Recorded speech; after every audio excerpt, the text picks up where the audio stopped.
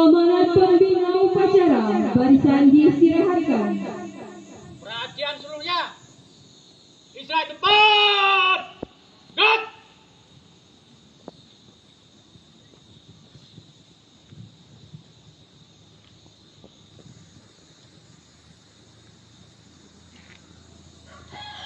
Assalamualaikum warahmatullahi wabarakatuh.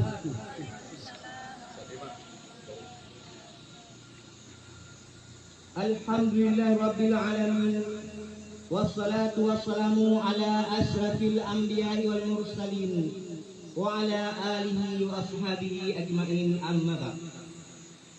Puji dan syukur sama-sama kita panjatkan kepada Allah yang Maha Besar, yang tidak pernah nampak di mata kepala, yang Maha Dekat, yang tidak pernah bisa untuk kita raba, yang Maha Pengasih, yang tidak pernah pandang kasih, serta yang Maha Penyayang, khususnya menyayangi orang-orang yang beriman di hari pembalasan kelak. Dialah Tuhan yang Maha Esa, Tuhan tempat bergantung semua umat manusia, Tuhan yang tidak beranak dan tidak pula diperanakkan, Tuhan yang tidak ada satu makhluk pun yang setara dengan Dia.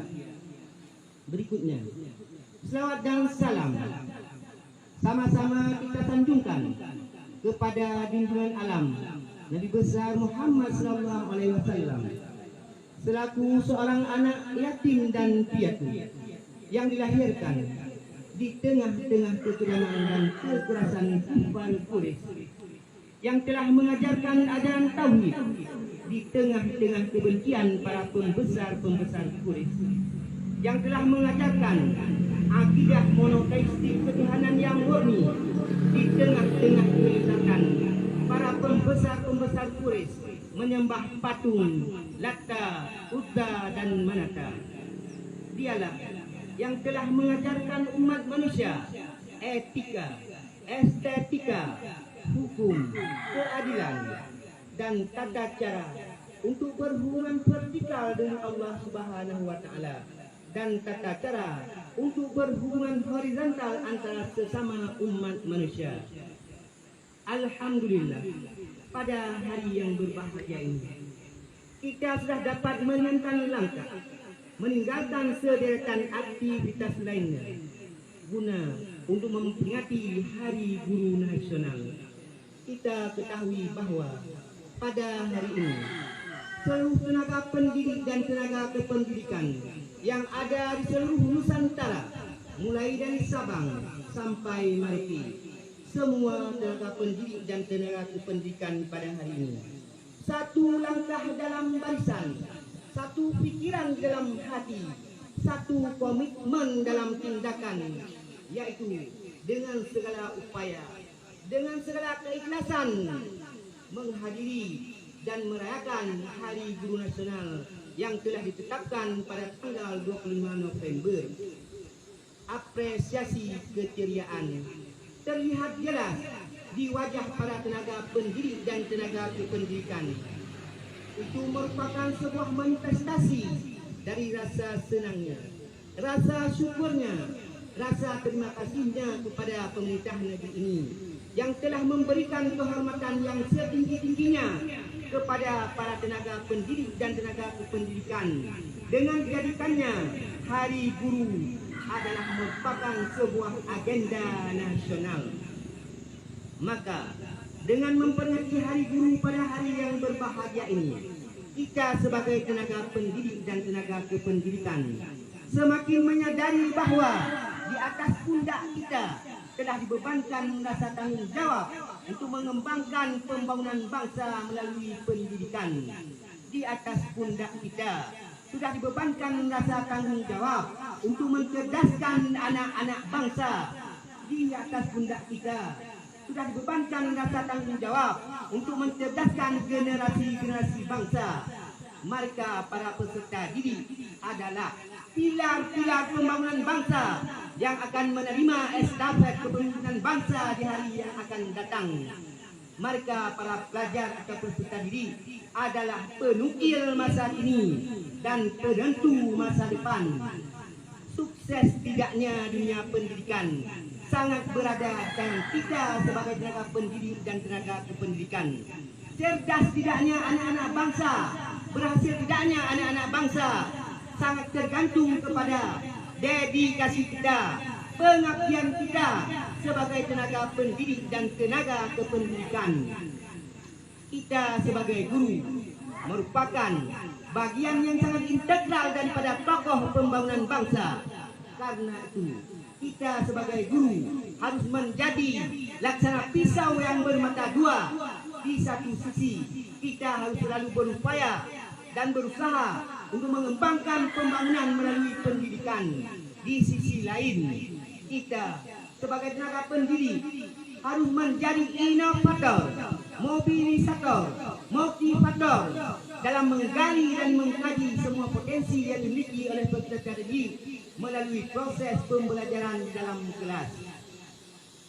Dengan memperingati Hari Guru pada hari ini, mari kita jadikan sebuah momentum terpenting bagi kita sebagai tenaga pendidik dan tenaga kependidikan, yaitu dengan meningkatkan dan mengembangkan 4 kompetensi kita sebagai tenaga pendidik. Keempat kompetensi ini yang membedakan kita sebagai pendidik dengan tenaga ASN lainnya. Kompetensi yang pertama yang harus kita kembangkan adalah kompetensi kepribadian, di mana kompetensi kepribadian ini merupakan sebuah tolak ukur untuk jadikan kita sebagai guru yang sukses. Kita harus kita kembangkan, yaitu kompetensi kepribadian. Di antaranya adalah kita sebagai guru harus menjadi pilot projek, percontohan hidup atau masalul hayun.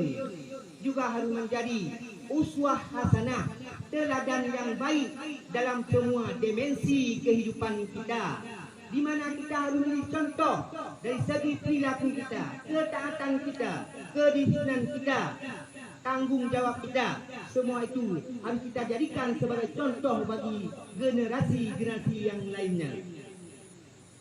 Dan pada hari yang berbahagia ini juga, mari kita kembangkan kompetensi kita yang kedua, yaitu kompetensi pedagogik.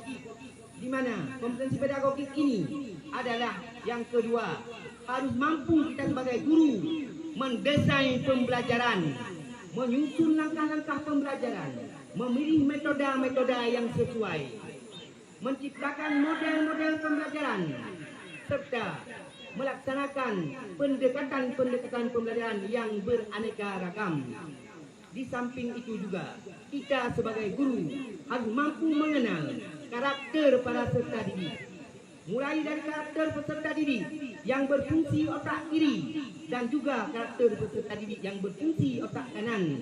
Bahkan kita harus mampu mengenal peserta didik yang bersifat interpersonal sekalipun.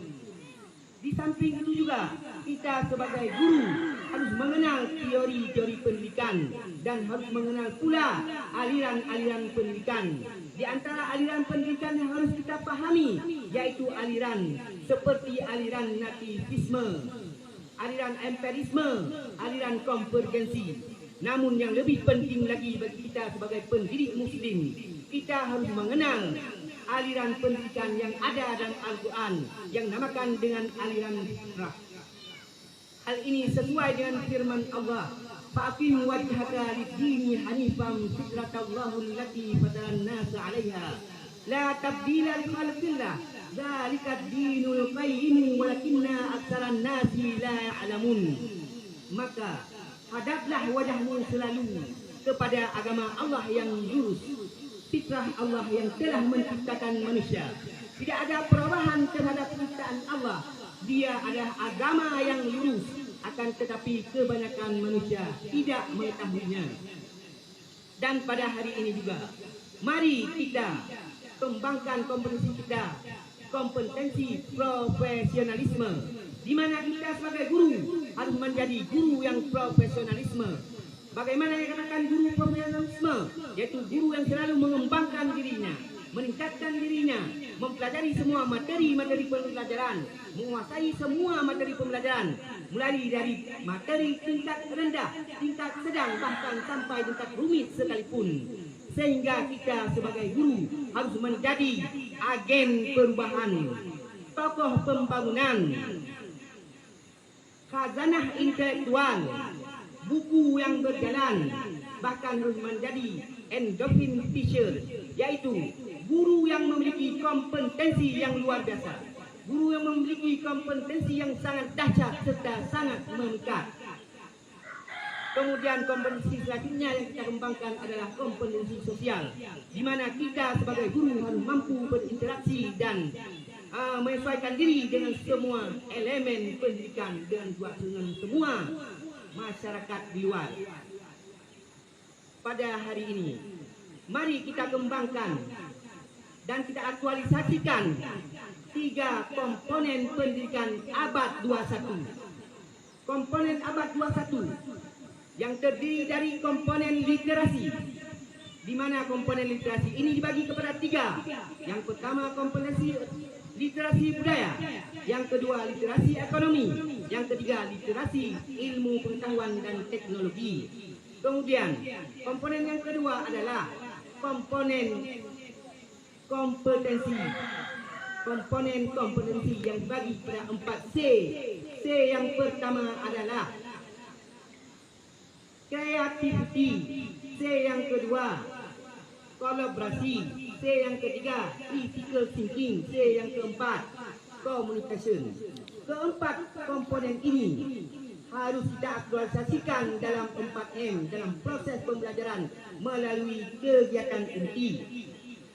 Yang ketiga, komponen literasi yang ketiga, komponen pendidikan abad 21 yang ketiga adalah komponen karakter, di mana komponen karakter ini dibagi kepada 2. Yang pertama karakter moral, yang kedua karakter kinerja.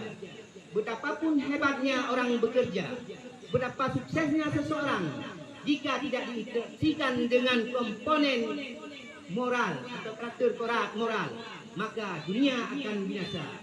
Karena kehebatan satu dunia atau bangsa sangat tergantung kepada moral bangsa itu sendiri. Apabila moral suatu bangsa sudah hilang, maka bangsa itu akan hancur dan binasa. Hal ini sesuai dengan diungkapkan oleh seorang penyanyi terkemuka dari Timur Tengah yang bernama Syauqi B.E. Dia berkata dalam syairnya, innamal ummamu qad baqiyat akhlaquhum fa iza zahabat akhlaquhum zahabu. Kehebatan suatu bangsa sangat tergantung kepada moralnya. Jika moral suatu bangsa rusak, maka negara itu pun akan hancur dan binasa. Pada hari yang berbahagia ini, saya juga mengajak semua tenaga pendidik dan tenaga kependidikan, mari kita membuka cakrawala kita lebih luas, seluas-luasnya, untuk menatap masa depan pendidikan lebih jauh ke depan, dengan menelaah kembali tentang background keberhasilan para tokoh-tokoh pendidikan masa lalu. Salah satu tokoh pendidikan yang sangat berhasil di dunia ini tak lain tak bukan adalah Rasul Muhammad SAW. Dia adalah seorang sang guru dunia. Dia telah belajar langsung daripada Allah Subhanahu wa taala, di mana beliau pernah berkata, ada bani Rabbi fa ahsana ta'dibi. Aku dididik oleh Tuhanku dan Allah adalah sebaik-baik pendidik. Karena itu beliaulah yang pantas dinobatkan sebagai guru dunia dan seorang tokoh pendidikan yang sangat berhasil di dunia ini. Kita lihat salah satu keberhasilan beliau sebagai tokoh pendidikan. Kita lihat beliau telah mampu menciptakan berbagai model-model pembelajaran, berbagai metode pembelajaran. Salah satu metode pembelajaran, model pembelajaran diciptakan oleh Rasulullah SAW, tidak ada tandingannya dengan tokoh-tokoh pendidikan masa kini. Kita lihat salah satu model pembelajaran aktif yang dilakukan oleh Rasulullah SAW adalah model pembelajaran gradual, di mana model pembelajaran gradual sintak yang dilakukan oleh Rasulullah SAW. Yang pertama adalah melakukan identifikasi para peserta didik. Sintak yang kedua mengklarifikasi tingkat kompetensi atau intak siswa. Yang ketiga, menetapkan skala prioritas materi. Kemudian, pendekatan yang dilakukan oleh sekolah dalam pembelajaran. Yang pertama adalah pendekatan hikmah dengan cara hikmah. Satu-satunya pendekatan yang sangat hebat dilakukan oleh Rasulullah. Yang kedua, dengan mau'izah hasanah, dengan nasihat-nasihat yang baik. Dan yang ketiga yang paling hebat dilakukan oleh Rasulullah SAW adalah pendekatan dengan lembah lembut. Hal ini sesuai dengan firman Allah, "Fabima rahmatin minallahi linta lahum walau kunta fadlan ghalizal qalbi lam faddu min hawlik." Disebabkan karena rahmat Tuhanmu, maka kamu Muhammad berlaku lembah lembut dengan murid-muridmu. Sekiranya kamu Muhammad bertindak kasar atau berlaku keras dengan murid-muridmu, niscaya murid-muridmu satu-satu akan meninggalkan kamu. Itulah pendekatan yang sangat hebat yang dilakukan oleh Rasulullah SAW, yang harus kita teladani dan harus kita contohkan sebagai pendidik dalam melaksanakan pendidikan. Kita ketahui pada hari ini bahwa kita sebagai guru yang ditugaskan di SMP Negeri 5 ini adalah kita ditugaskan di tempat yang sangat terisolir.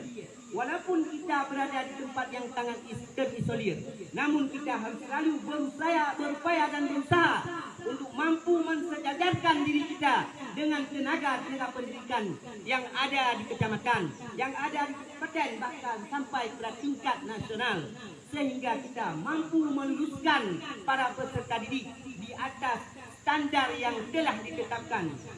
Namun apabila setelah kita berusaha dengan sungguh-sungguh, ternyata hasil yang kita capai tidak sesuai dengan yang kita harapkan, kita juga jangan sekali-kali berputus asa, karena dalam melaksanakan pendidikan sangat berkaitan antara si murid dengan si guru.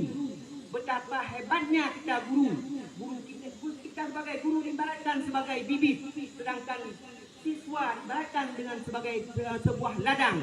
Betapa hebatnya bibit yang kita bawa, tapi kalau kita tanam pada ladang yang gersang, maka tanaman itu tidak akan pernah tumbuh subur seperti yang kita harapkan. Hal ini sesuai dengan firman Allah, "Wal baladut thayyibu yakhruju nabatuhu bi'idznih, walladzi khabusa la yakhruju illa nakida." Tanah yang subur, dia akan tumbuh tanam-tanaman yang sangat subur pula.